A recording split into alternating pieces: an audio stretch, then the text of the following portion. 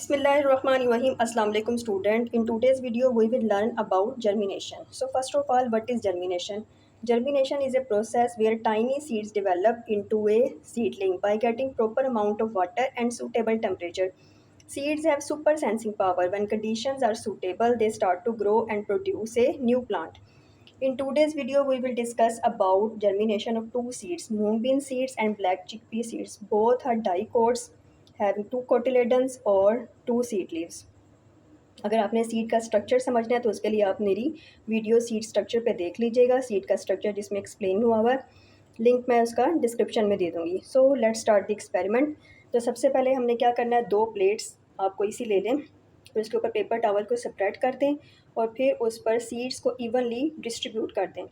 फिर उसके बाद आपने इसको वाटर के साथ मॉइस्ट कर देना है और वाटर आपने पूरे एक्सपेरिमेंट में इन सीड्स को ड्राई नहीं होने देना। वाटर आपने रेगुलर इंटरवल से उसको देते रहना है। तो अब हम इसको रेगुलर इंटरवल से सीड में आने वाले चेंजेस को ऑब्ज़र्व करेंगे, कैसे कैसे सीडलिंग में चेंज होगा। सो इस वीडियो को एंड तक देखें कि कैसे सीड जौन सा है वो सीडलिंग में चेंज हुआ। ये 12 आवर्स हो गए हमें मूंग बीन सीड्स को सोक किए हुए। तो आप ये देखें, मूंग बीन सीड्स ने फुली वाटर एब्जॉर्ब कर लिया है, जिसकी वजह से ये स्वेल हो गए हैं और इनकी स्वेलिंग की वजह से सीड कोट रप्चर हो गया। सब सीड्स में आप देखें तकरीबन सीड कोट जौन सा है वो रप्चर होना शुरू हो गया। तो इस प्रोसेस को, जिसमें सीड्स फुली वाटर को एब्जॉर्ब कर लेते हैं, इसको इम्बाइबिशन भी कहते हैं। और ये पहला स्टेप है सीड जर्मिनेशन का, जो इनिशिएट करता है फर्दर जर्मिनेशन को। तो स्टेप 2 में क्या होता है, ये जो वाटर ये सीड्स ने एब्जॉर्ब किया है, ये क्या करेगा, एंजाइम्स को एक्टिवेट करेगा और मेटाबॉलिक प्रोसेस और रेस्पिरेशन स्टार्ट होगी। और स्टेप 3 में रेडिकल जौन सा है वो इमर्ज होगा। इनमें देखें दो सीड्स में जौन सा है वो, ये आपको वाइट कलर का नज़र आ रहा होगा। तो ये दो सीड्स में तकरीबन रेडिकल जौन सा है वो इमर्ज होना स्टार्ट हो गया। बाकियों में भी कुछ देर में रेडिकल इमर्ज हो जाएगा क्योंकि सीड कोट तकरीबन रप्चर हो गया। तो ये छोटे छोटे से आपको नज़र आ रहे होंगे वाइट कलर की, ये रेडिकल है। तो ये स्टेप 3 है जो रेडिकल इमरजेंस का है। तो 12 आवर्स में ये 3 स्टेप मूंग बीन सीड्स में हो गए हैं कि सीड्स ने वाटर को फुली एब्जॉर्ब कर लिया है, स्वेल हो गए हैं, सीड को रप्चर हो गया और कुछ सीड्स में रेडिकल की इमरजेंस भी स्टार्ट हो गई है। तो ये 12 आवर्स में मूंग बीन सीड्स में 3 स्टेप्स हो गए हैं। अब हम ब्लैक चिकपी सीड्स की बात करते हैं, जिनको हमने इसके साथ ही सो किया था। तो ये इनका भी जौन सा है वो साइज़ ज़्यादा हो गया है वाटर एब्जॉर्ब करने से, और ये भी ब्लैक चिकपी सीड्स भी स्वेल हो गए हैं और इनमें भी इम्बाइबिशन हुई है। तो अभी तक इसमें यही प्रोसेस हुआ है, जबकि मूंग बीन सीड्स की जर्मिनेशन है वो काफ़ी फास्ट है, वो रेडिकल इमरजेंस तक पहुंच गया है। तो ये हमारा 12 घंटे के अंदर ये सारा प्रोसेस हो गया। 24 आवर्स और 1 डे के बाद मूंग बीन सीड्स की कंडीशन देखें। सीड्स पहले से ज़्यादा स्वेल हो गए हैं। बहुत सारे सीड्स में जो सीड कोट या टेस्टा, जो ग्रीन कलर का आपको नज़र आ रहा है, ये रिमूव हो गया और रेडिकल जौन सी वो ऑब्वियस सब में नज़र आ रही है। सब सीड्स में रेडिकल जौन सी है वो डेवलप हो गई है। तो ये थर्ड स्टेज है रेडिकल का निकलना, थर्ड स्टेज है जर्मिनेशन की। और इसमें इस वाले सीड में और इसमें रेडिकल जौन सी है वो ज़्यादा पड़ी है बाकी की निस्बत। तो ये जो रेडिकल है ये आगे जाके रूट में डेवलप होती है, इससे रूट बनेगी और ये थर्ड स्टेज जर्मिनेशन की। इसके बाद प्लूम्यूल जो शूट में डेवलप होगी वो इसमें से निकलेगी। तो अभी ये रेडिकल तक ये 24 आवर्स और 1 डे की कंडीशन ये है मूंग बीन सीड्स की। इसके साथ चिकपी सीड्स की कंडीशन देख लें, ये भी वैसे के वैसे ही हैं। थोड़ी सी जौन सी है इसका स्वेलिंग जौन सी है वो ज़्यादा है हुई है पहले की निस्बत। बाकी इसमें कोई अभी जर्मिनेशन का साइन नज़र नहीं आया। तो ये 1 डे पे कंपैरिजन है दोनों सीड्स का, after 1 day moong bean seeds और ब्लैक चिकपी सीड्स। डे 2 पे मूंग बीन सीड्स की कंडीशन देखें। रेडिकल की लेंथ जौन सी है वो डे 1 से ज़्यादा होगी और कुछ सीड्स में आपको ये स्ट्रक्चर नज़र आ रहा है जिसको प्लूम्यूल कहते हैं। ये 4 सीड्स में ये डेवलप हो गया है, प्लूम्यूल की डेवलपमेंट स्टार्ट हो गई है 4 सीड्स में। ये जो रेडिकल है इसको हम एम्ब्रियोनिक रूट कहते हैं और ये जो प्लूम्यूल है इसको एम्ब्रियोनिक शूट कहते हैं। ये जो एम्ब्रियोनिक शूट है ये आगे चल के शूट में और लीव्स में डेवलप होगी और रेडिकल जौन सा वो गिव राइज टू रूट्स। तो अब ये सीड्स में जौन सा है प्लूम्यूल और रेडिकल डेवलप हो गए हैं डे 2 पे। तो जिन सीड्स में प्लोम्यूल और रेडिकल दोनों डेवलप हो जाते हैं तो उन सीड्स को फिर सीडलिंग कहा जाता है। तो डे 2 पे ये जो सीड्स हैं मूंग बीन के, ये सीडलिंग में डेवलप हो गए हैं। थर्ड डे पे मूंग बीन सीड्स की जर्मिनेशन कंडीशन ऑब्जर्व करें। Seeds are actively growing, radicle length is more as compare to earlier and now you can see the true leaves. Here you can see the true leaves. The leaves are two in number because this is dicot or two seed leaf.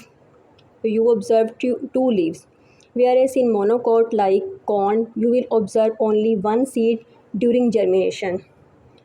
Cells are actively using stored energy to increase the growth. So this is all about the third day germination condition of mung bean seeds. Fourth day पे moong been seedlings की condition observe करें। Radical की length काफ़ी ज़्यादा होगी और plumule और young leaves भी काफ़ी बढ़ गए हैं, लेकिन रेडिकल की लेंथ ज़्यादा है एज़ कम्पेयर टू प्लम्यूल और यंग लीव्स। और यहाँ पे रेडिकल के ऊपर आपको प्राइमरी रूट्स भी छोटी छोटी सी नज़र आ रही होंगी, छोटी सी हैं। तो ये जो प्राइमरी रूट्स हैं ये आगे जाके रूट्स में डेवलप होंगी और प्लांट की एंकरिंग में हेल्प करती हैं। यहाँ पे थोड़ी सी ज़्यादा विजिबल हैं, आपको अगर नज़र आ रही हो तो ये छोटी छोटी सी प्राइमरी रूट्स डेवलप हो गई हैं रेडिकल पे। यहाँ पे ये भी आपको बताती चलूँ कि जो बीन सीड की जर्मिनेशन है ये एपीजियल जर्मिनेशन होती है। एपीजियल जर्मिनेशन वो जर्मिनेशन होती है जब सीड्स को सॉइल में सो करते हैं तो प्लोम्यूल की ग्रोथ के साथ ही कोटिलेडन्स भी, ये जो कोटिलेडन्स हैं ये भी ज़मीन से बाहर आ जाते हैं। तो ये एपीजियल जर्मिनेशन है, जब इसको सीड को सॉइल में सो करेंगे तो ये प्लोम्यूल की इमर्जेंस के साथ ज़मीन से बाहर आ जाएंगे कोटिलेडन्स। जबकि हाइपोजियल जर्मिनेशन वो होती है जिसमें कोटिलेडन ज़मीन के नीचे ही रह जाते हैं और प्लोम्यूल इमर्ज होकर बाहर आ जाता है। हाइपोजियल जर्मिनेशन की एग्जांपल मैंगो है और पी सीड्स जौन से हैं, पी के मटर के जो दाने हैं वो हाइपोजियल जर्मिनेशन है। तो ये जौन सा हमारा फोर्थ डे जर्मिनेशन की कंडीशन थी सीडलिंग्स की। इसके बाद फिफ्थ और सिक्स डे पे आप सीडलिंग्स की मूवमेंट को ऑब्ज़र्व कीजिएगा और फिर सेवन्थ डे की जो सीडलिंग की कंडीशन है मैं उसको कंक्लूड करूँगी और साथ आपको चिकपी सीड्स की कंडीशन भी दिखाऊँगी कि उसका कंपैरिजन मूंग बीन सीडलिंग के साथ कैसा रहा। तो ऑब्ज़र्व कीजिएगा 5 और 6 डे पे सीडलिंग की मूवमेंट।